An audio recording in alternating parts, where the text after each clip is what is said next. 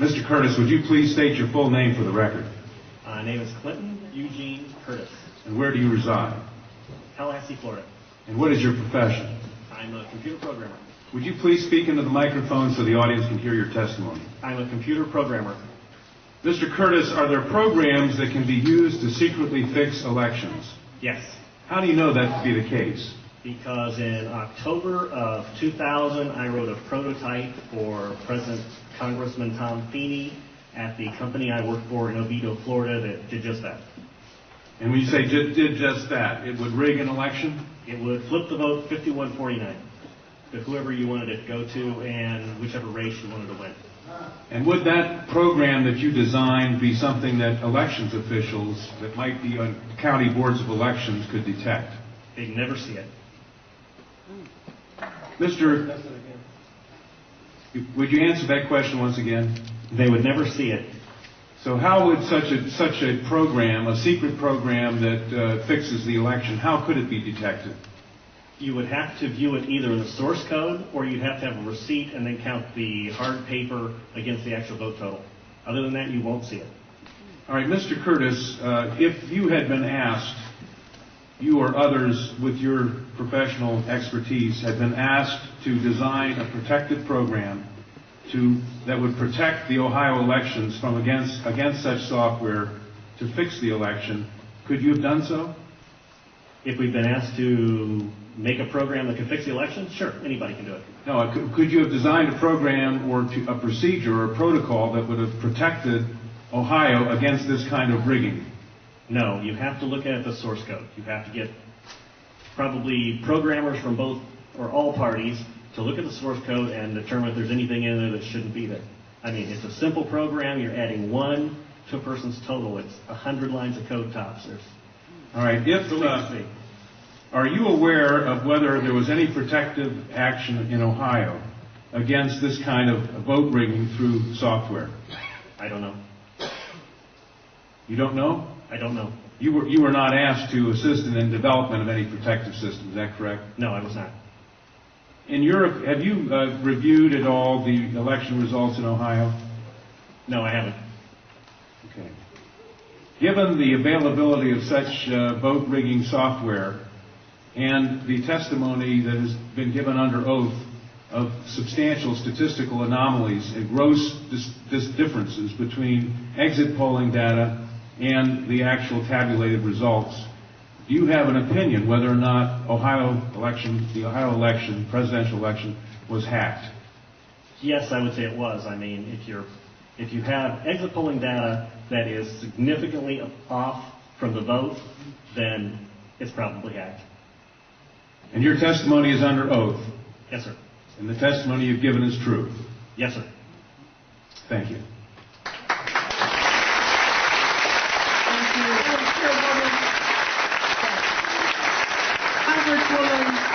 Councilwoman Waters and I have the same question. Come back to the podium. Who did you say you were asked to prepare? I was asked by Tom Feeney. He's now a congressman. At that time, he was Speaker of the House of Florida, Yang Enterprises, which was the company I work for, lobbyist, and their corporate attorney. He wore a lot of hats. And at the time, he was the Speaker of the House of Florida. Is that what you said? Yes. Okay, thank you. Congressman. You say he was the lobbyist for the voting machine company at the same time he was Speaker of the House? I don't know what the voting machine company is. He was a lobbyist for Yang Enterprises. We had NASA contracts and Yang Enterprises did what? Computers? computers. Okay, and he was your lobbyist, your company's The lobbyist for that company, yes. And he asked you to design a code to rig an election Yes. while he was Speaker of the Florida House. Yes. This was during or previous to the 2000 election? Yes. October into September. And did he ever express why he wanted a code to rig an election? No, I immediately assumed that they were trying to keep you guys from cheating them. So I wrote up the documentation on what you would look for in the source code, how you would make sure that you didn't get, taken advantage of, make sure that all voting machines had receipts, because that way you could back count the ones that looked a little funny. And I handed it By receipts, you mean a paper trail? Yes, paper trail. And I handed that in to Mrs. Yang and said, here's your report, here's your program. And she said, you don't understand, we need to hide the fraud in the source code. Hide the fraud, not reveal the fraud. Not reveal the fraud because it's needed to control the vote in South Florida, was what she said. That's what she said. That's To your knowledge, was this used? I have no idea. I was ready to leave. So I retired and left the company. Your testimony a moment ago, I think you said just before you left, in answer to Congresswoman Tubby Jones' question. Would you just repeat what you said in terms of the exit polls? Oh, the exit polls should not be significantly different from the vote. And if they were, you would conclude what? I would conclude someone's playing with the vote. Now with the exit polls? That's possible too. Okay, I was going to ask why something is definitely skewed. Something is skewed in one or the other or both. Right. To select which one, you'd have to see where the problem is. Let me ask you one further question. Assuming for the moment that such software, that's what you call it, such software to rig a vote was used in one or more machines in Ohio or in Florida, could you today detect that if you looked at the source code? If you could get the machines and they have not been patched yet, I mean, once they get in and touch them, anything can happen. You can also set timers to that, but then you see the timers. Then you'd have to take those machines, decompile them, which I couldn't do, but possibly a Microsoft, an MIT, something could do. You might be able to see it. You might. Not necessarily. Depends on how good they are at destroying what they had. Destroying what they had by tampering with the machine afterwards, or by programming a destroy instruction in the first place? Right, because since you didn't... Both? Either or both? Either or both. You didn't actually see what's in there, so you don't know if the code is running in a single executable or running in various modules. If it's running in modules, you can make the code actually eat itself. Let me ask you one further question. I've been told that people who assume that lots of the election results, or that a large fraction of the election result in any state may have been affected by deliberate fraud in a computer, are paranoid, because in order to do that, you'd have to have access to thousands of machines, and that would be readily detectable. To what extent is that true? It depends on the technology you use. If you did a central tabulation machine that fed in, all you'd have to do is set a flag. You set a flag, the central tabulation machine would then flip your vote. So one person putting in bad code in a central tabulation machine could affect thousands and thousands or tens of thousands of votes. Right, and you could activate either automatically, or you could make it so that there's code existing on like an electronic machine that feeds it, where you would punch it in, it would set the flag, the server would see the flag, and then... And if you had a recount, and there were no paper trail, would that be, assuming that had happened, would that be revealable by seeing a discrepancy between what the central tabulator showed and what the individual machines, which had not been tampered with, showed? Not if I wrote it. Why not? In other words, I would make it match. You could work back from the tabulator to the individual machines, so that the tabulator would tell the machines to switch their results? Yes. It talks both ways. You can flip it to whatever you need.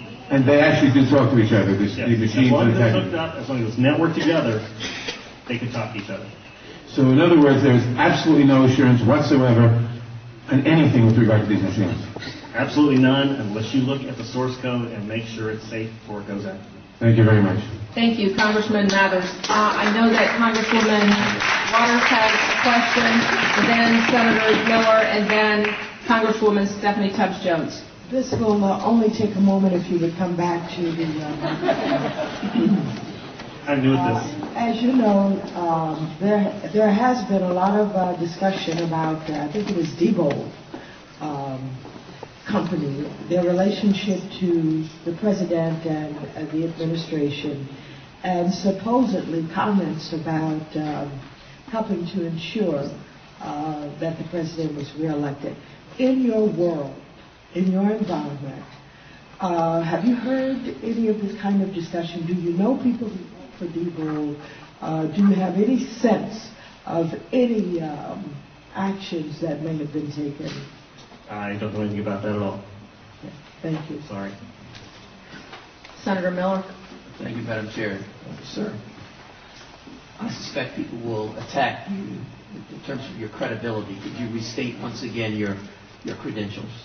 I'm a programmer. I worked for NASA, worked for ExxonMobil, worked for Florida Department of Transportation, and other elements of my story, because this company, well, let's get into it. Why not? This company also, they have NASA contracts, and they were basically downloading tons of information, I mean gigabytes worth, and handing them off to this little Chinese guy named Henry Nee. And it didn't seem right, and he was hacking things, and I wrote a program for DOT that allowed contractors to send their information into DOT, and he was kind of the quality assurance guy for software. He put a wiretapping module in the program that went out to the contractors so that it actually sent everything they sent back to Yang. So I reported all this, and just last March, I think, he was arrested for attempting to send anti-tank missile chips to the capital of Communist China. So, if that's correct, this is such a small thing. Of course, I think he only got a $100 fine. And no time. Thank you. Congresswoman Stephanie Tubbs Jones. Thank you. Thank you. We are now going to